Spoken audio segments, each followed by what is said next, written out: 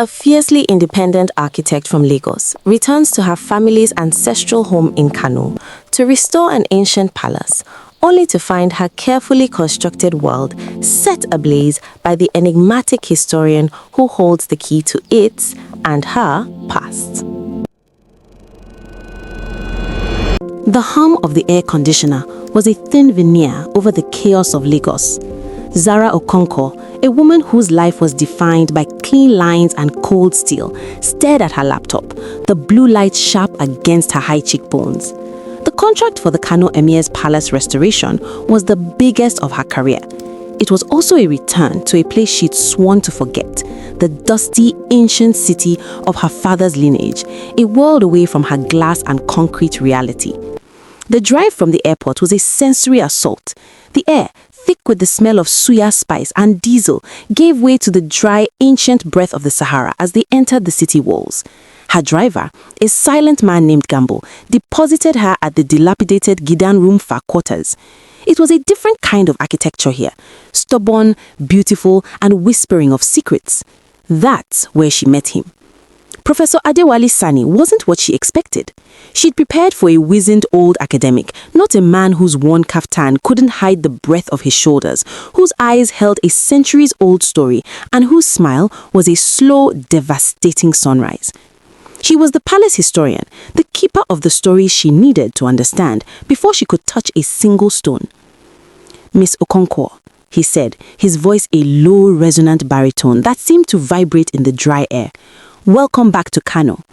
She bristled at the word back. "It's Architect Okonkwo, and I'm here to work, not to reminisce." His smile didn't falter. "The walls remember, even if you try not to." He gestured towards a massive, intricately carved door. "Shall we? The house has much to tell us." Days turned into a week. Zara measured, drafted, and analyzed, while Ade moved like a shadow beside her, narrating the lifeblood of the place. "This crack isn't a weakness," he'd say, his fingers tracing a fissure in the wall, inches from where hers had just been. "It's a scar, a story from the British bombardment of 1903. He was infuriating. He questioned her modern solutions with quiet, maddening logic, always referencing the wisdom of the ancestors. Yet, she found herself hanging on his words, watching the way the afternoon sun painted his profile as he spoke, the graceful strength in his hands as he mimed ancient construction techniques. One evening, he invited her to the roof. The call to prayer echoed across the city, a haunting melody that seemed to suspend time. The sky was a canvas of burning orange and deep indigo. He poured her a glass of zobo, the deep red hibiscus drink, cool against the heat. "The walls remember more than just history," he said softly, not looking at her, but at the sprawling city below. "They remember laughter, whispered secrets, the way a certain fabric felt against the stone. They remember the weight of a gaze." She felt a shiver that had nothing to do with the evening breeze. Where she turned, he was looking at her. His gaze was a physical weight, warm and searching. For the first time in years, the steel around her heart felt like it was starting to soften in the heat. The next day, they were in the deepest part of the old palace, a section known as the Sorombello, untouched for decades. Dust motes danced in the slivers of light. It was cool, silent, and felt sacred. She was reaching for a high shelf to retrieve a fallen carving when she lost her footing on the loose rubble. His reaction was immediate.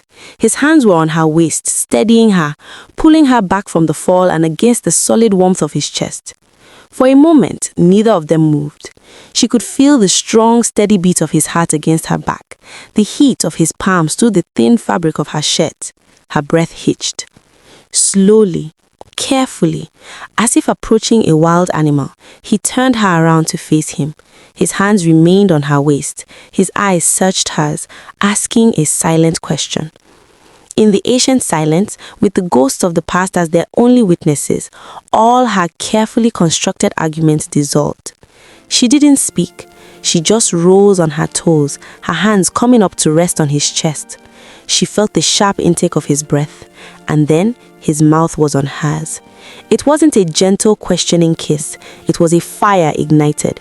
It was the taste of dust and kola nut and a longing that felt older than the walls around them. His hand slid from her waist, one tangling in the soft curls at the nape of her neck, the other pressing firmly against the small of her back, pulling her impossibly closer.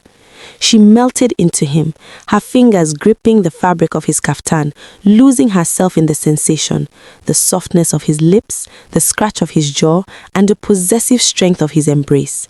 The world outside, Lagos, the contract, the past, ceased to exist. There was only him and this, and the profound, terrifying rightness of it all. When they finally broke apart, breathless, their foreheads rested together. "The walls," he whispered, his voice thick. "I told you they remember. Now, so do we." They stood there for a long time, wrapped in each other, the silence filled with the echo of their shared breath. His thumb traced slow, deliberate circles on her hip, a hypnotic rhythm that sent sparks dancing across her skin. She could feel the rapid thud of his heart against her own, a frantic drumbeat that matched the wild pulse in her throat. Slowly, she pulled back just enough to look at him. In the half-light, his eyes were dark pools of emotion. He lifted a hand, his knuckles gently grazing the line of her jaw, trailing down the column of her neck, leaving a trail of goosebumps in their wake. He stopped at the first button of her shirt. His eyes asked for permission. She gave it with a slight, almost imperceptible nod. With a care that was more intoxicating than any haste, he slipped the first button free, then the next. The dusty air kissed the newly exposed skin of her collarbone. He leaned in, his lips following the path his fingers had taken, pressing a feather-light kiss to the delicate hollow at the base of her throat. A soft, involuntary sound escaped her lips. He guided her backwards gently until her back met the cool solidity of a carved wooden pillar. The contrast of the warm, living man in front of her and the ancient, silent wood behind her was dizzying. He shrugged off his kaftan, laying it on the dusty floor like an offering. He took her hand, his gaze never leaving hers, and helped her lie down on the makeshift bed. The world narrowed to the scent of him, old books, clean sweat, and something uniquely him. He hovered over her, a silhouette against the dim light. His kisses grew more urgent, tracing a path from her lips to her ear, down the curve of her neck, tasting the salt on her skin. Her own hands explored the broad planes of his back, feeling the muscles tense and flex beneath her touch.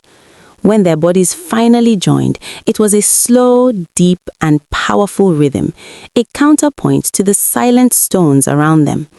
It was a conversation older than language, a claiming and a surrendering, a story being written not on paper, but on their very souls. As the dust of centuries settled around them, two people found a new world in the heart of an old one.